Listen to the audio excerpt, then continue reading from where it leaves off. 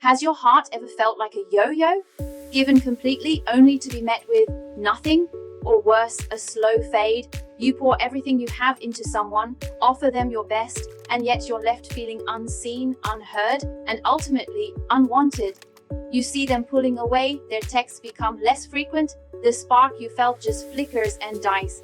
The initial enthusiasm just vanishes, the question echoing in your mind, why me? Why does this keep happening?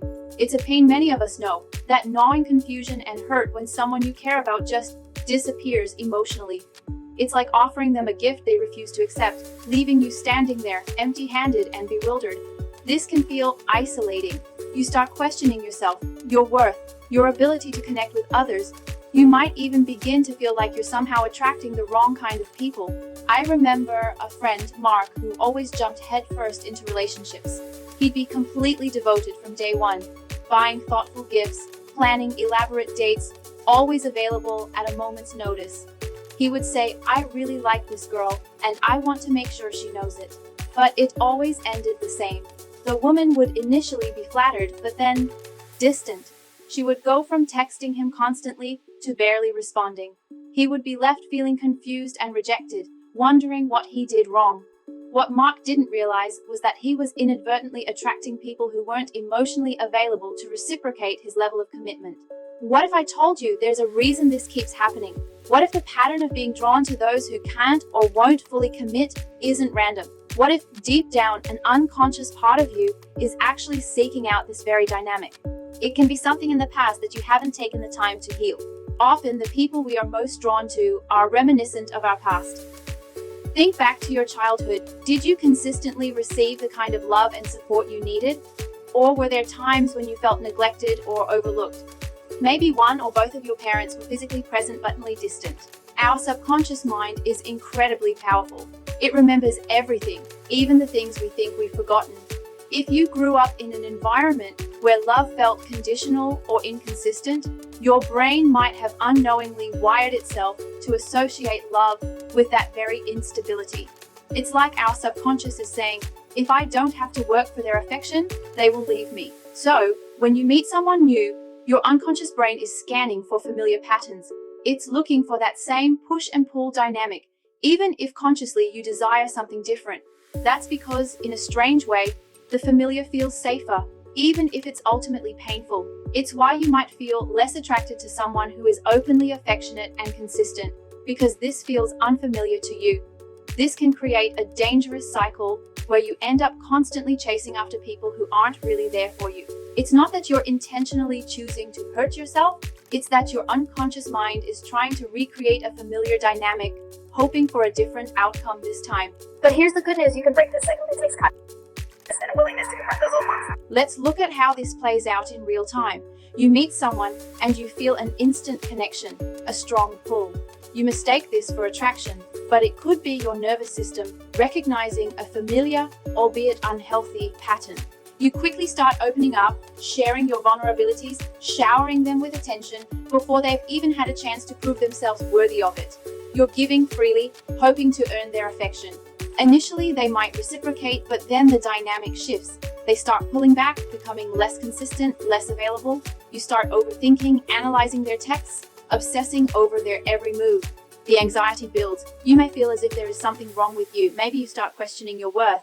You might react in one of two ways, either by clinging tighter, desperately trying to win them back, or by pretending you're unaffected, playing it cool while secretly hurting inside. In this cycle, you might create a thought pattern of not being worthy.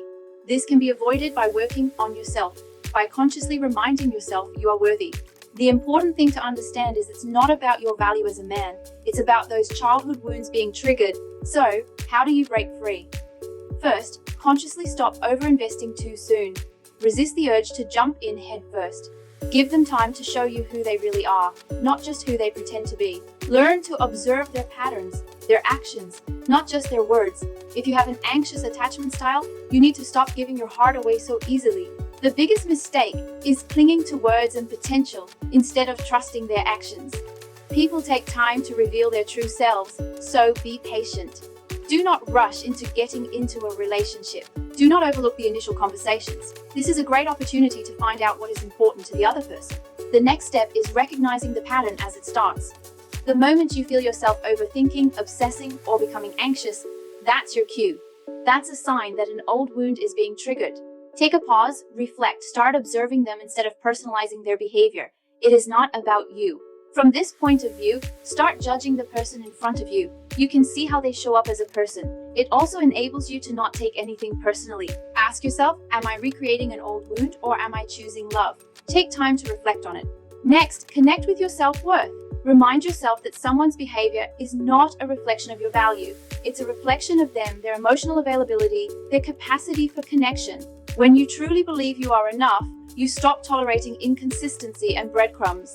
You gain the courage to walk away from those who take you for granted. You do not need to settle for less. Constantly reaffirm your worth.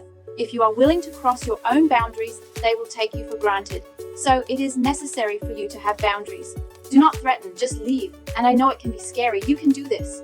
The point is, you do not have to overthink someone else's actions. You do not have to analyze the situation. Their silence is an answer. This is your life. You can choose the people you want to be around. Why would you waste your time trying to please somebody who is not giving you the bare minimum? Do not chase clarity from someone who isn't giving you the bare minimum. Do not be afraid of communicating what you want. If someone cannot tolerate your depth, they are not for you. This helps to show you are worthy of depth.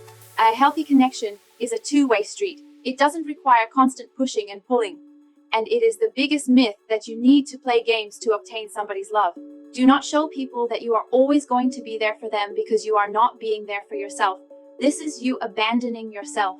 It is better to be briefly sad rather than in a relationship that doesn't benefit you. Remember that you are not broken.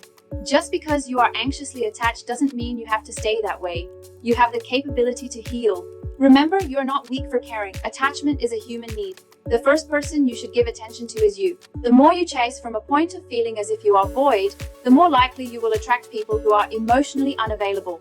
Rather than a lack of self, you should be complete and happy. When you are happy being yourself, you are able to analyze people from a non-emotional view. This can make all the difference. It takes at least 3 months for people to show you their true version of themselves. Do not rush. Rather, give them an opportunity to earn your trust. All of this does not mean you should always be looking for red flags. Enjoy the company of other people without depending on it. You've got this.